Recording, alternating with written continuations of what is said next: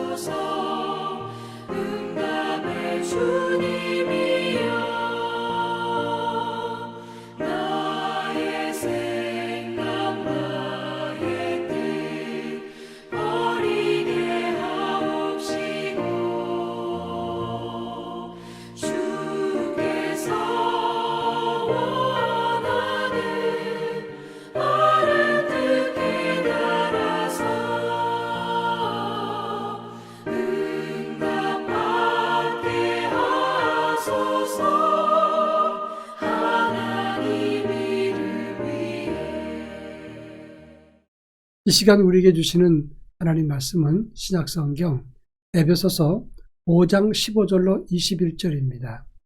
에베소서 5장 15절로 21절 말씀을 한 절씩 교독합니다. 제가 전체를 읽겠습니다.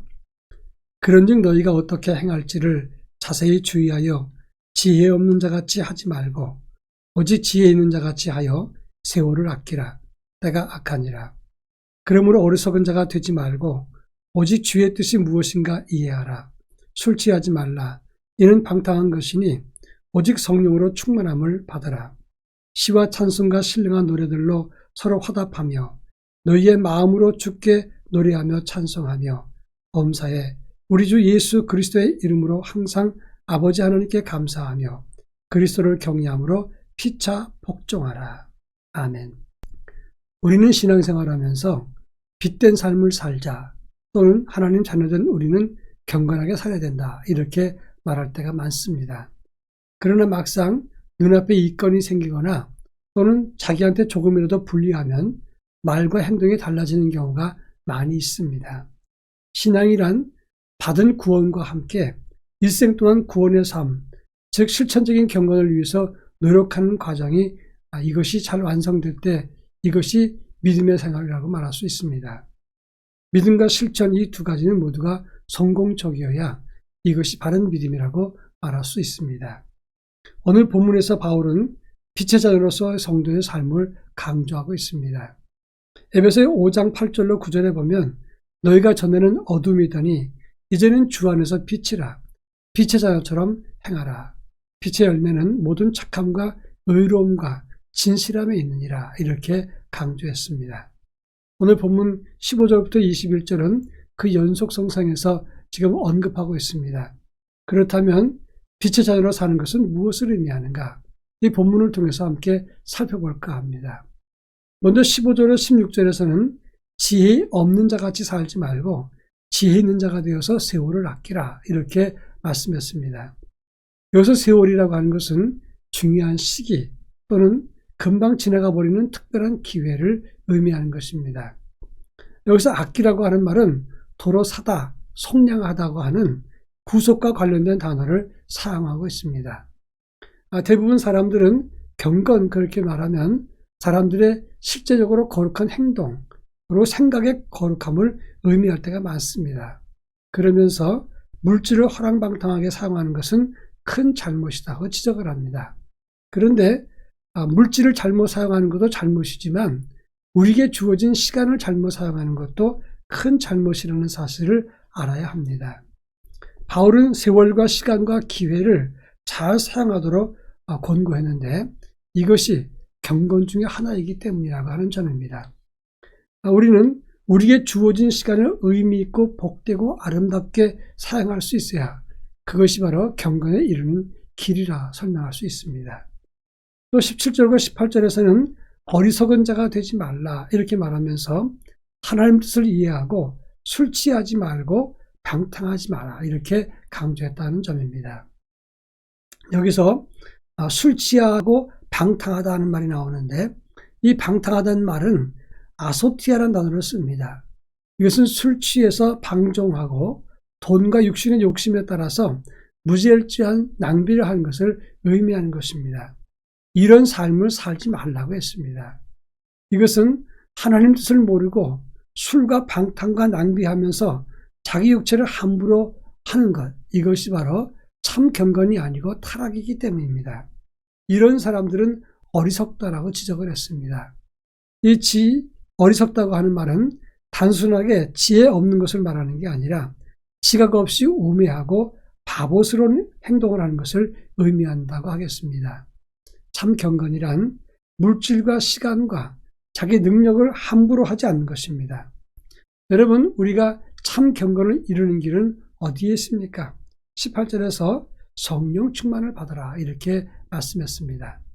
우리 영성은 이것도 하지 말고 저것도 하지 말고 이런 길로도 가지 말고 저런 길로도 가지 말아야 된다.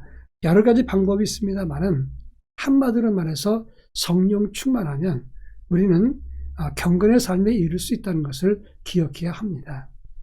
19절부터 21절에서는 성령 충만받는 방법 또는 성령 충만했을 때 나타나는 현상을 언급하고 있습니다. 세 가지로 설명하고 있는데 시와 찬송과 신령한 노래를 부르며 그랬습니다. 우리가 아름다운 찬송과 함께 하나님 앞에 곡조 있는 기도를 드릴 때 영성이 맑아지고 깨끗해집니다.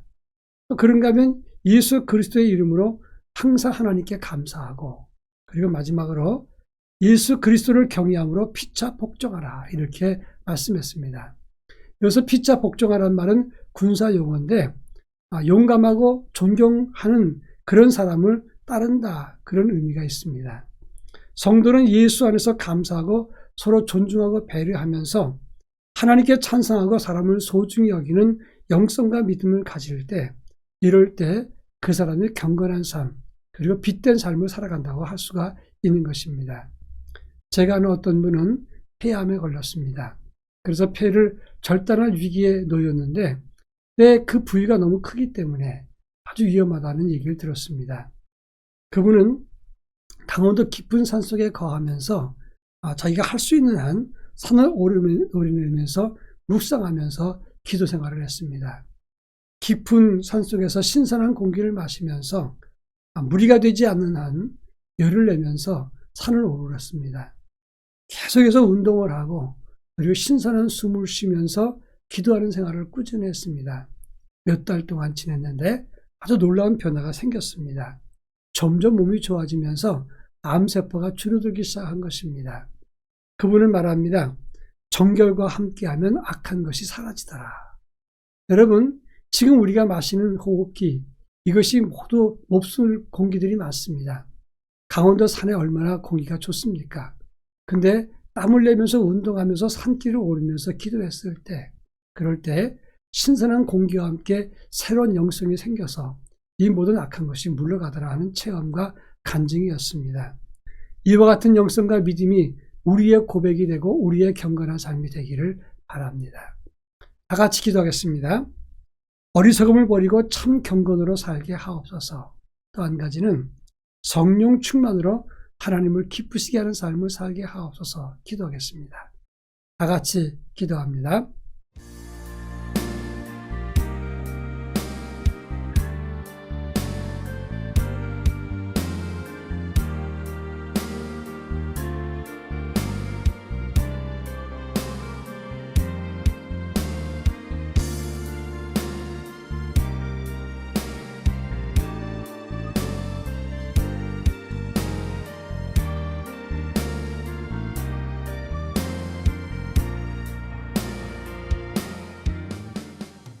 사랑 많으신 하나님 아버지, 우리의 인생이 참으로 어리석을 때가 많습니다.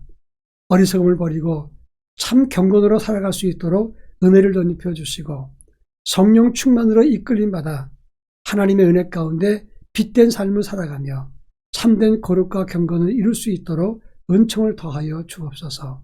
예수님의 이름으로 기도합니다. 아멘.